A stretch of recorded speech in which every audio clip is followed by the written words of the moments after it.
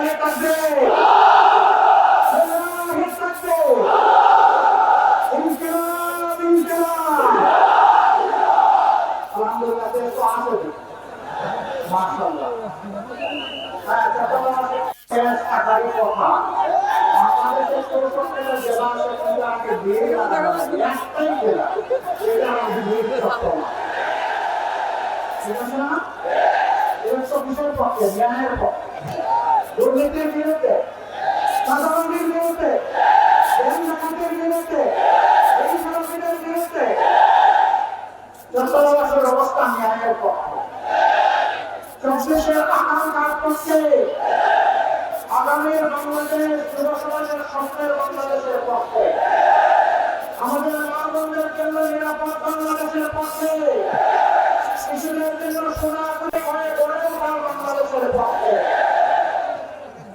মুসলমান হিন্দু বৌদ্ধ খ্রিস্টান সকলের জন্য মর্যাদাপূর্ণ একটা বাংলাদেশের পক্ষে আপনারা আসেন সবাই আসবেন চলে যাবে ওদের চিনিয়ান ইনশাআল্লাহ পর্যন্ত কোনো বিশ্রাম নাই আপনি আসেন সবাই অফিসের লোকেরা রাজি না বলা হয় আপনারা কি সমান হাত ধরে শুরু হয়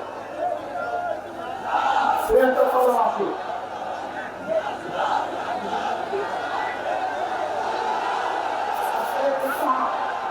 এই জনসভা এই জনসভা এই জনস্থাপন স্বতন্ত্র সময় নয় প্রস্তাব থেকে শুরু করেন তেতুলিয়া আসমান থেকে সুন্দরবন সফলতার বর্তমানের সারা বাংলাদেশ আর বাংলাদেশ জেগে উঠেছে বাংলাদেশ বলে দিয়েছে আমরা দাঙ্গাবাজদের সাথে না যারা আধিপত্যবাদের গুলাম তাদের সাথে আমরা আজাদির বাংলাদেশের পক্ষে আজাদির গুলামি আজাদির গুলামি ইনশাআল্লাহ জেগে উঠেছে বাংলাদেশ আজাদি নিশ্চিত হবে ইনশাআল্লাহ জুলাই স্লোগান ছিল we want justice আমরা সব ক্ষেত্রে ন্যায় বিচার চাই আমার পাওনা আমি চাই তোমার পাওনা তুমি নাও কিন্তু আমার পাওনা তুমি নিয়ে যাবে তা মানব না স্বাধীনতার পরে ৭১ বছর প্রবাহিত হয়েছে এই ৫৪ বছরে সরকার এসেছে সরকার দিয়েছে সরকারের লোকদের কপালের পরিবর্তন হয়েছে কিন্তু জনগণের পরিবর্তন হয় হ্যাঁ যদি বলি কিছুই হয়নি এই কথাটা সত্য হবে না তবে যা হওয়ার দরকার ছিল তা হবে কেন হয়নি যারা নির্বাচনের আগে বাবার থেকে নতুন নতুন দাবি তুলছিল আমি বসা চলে আর বের হয় ইলেকশনের ক্যাম্পেইনে আর বাড়িতে এসে বিয়ে করে আপনার সাথে পরে বসবো আগে শাসন প্রবর্তন দিয়ে আসতে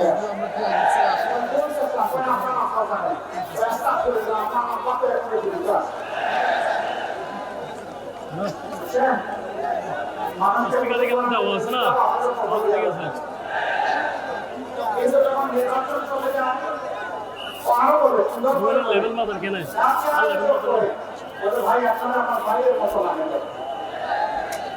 নির্বাচন যখন চলে যায় তখন ৫ থেকে দাঁড়িয়ে সমন্বয়ে জবাব দেওয়ার সময়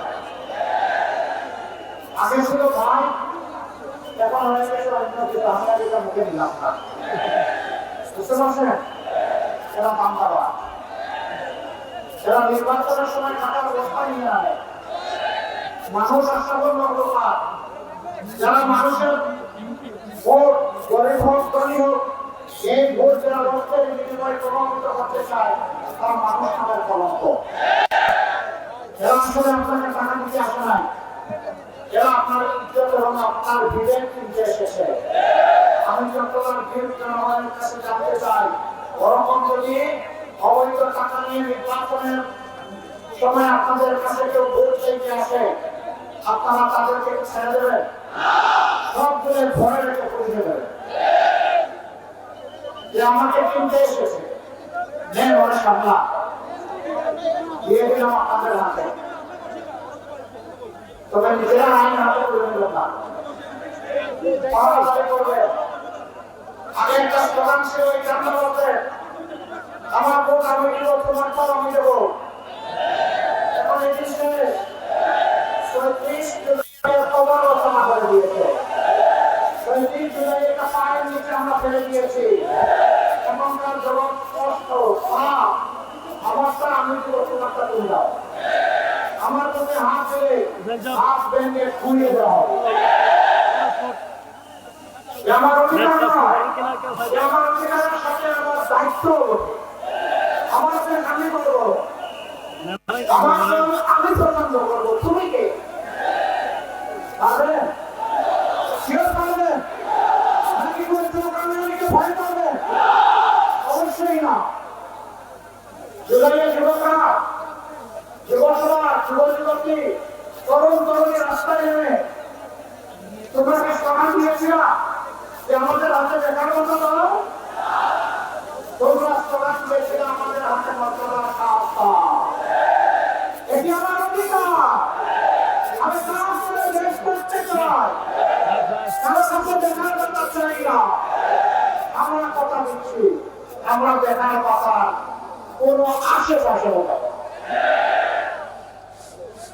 আমরা প্রত্যেকটা যুবক যুবতী, তরুণ তরুণীর হাতে দেশ করার কারিগরের মজবুত হাতে পরিণত করবো ইনশাআল্লাহ। তারপরে কাজ হাতে তুলে দিয়ে বলবো, আমরা তুমি বাংলাদেশ।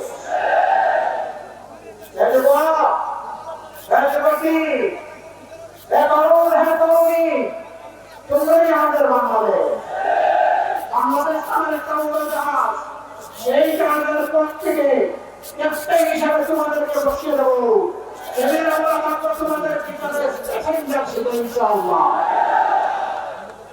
আর পিছনের দিকে যাওয়ার সুযোগ নেই, সময় নেই, অনেক ক্ষতি হয়ে গেছে এই জাতি।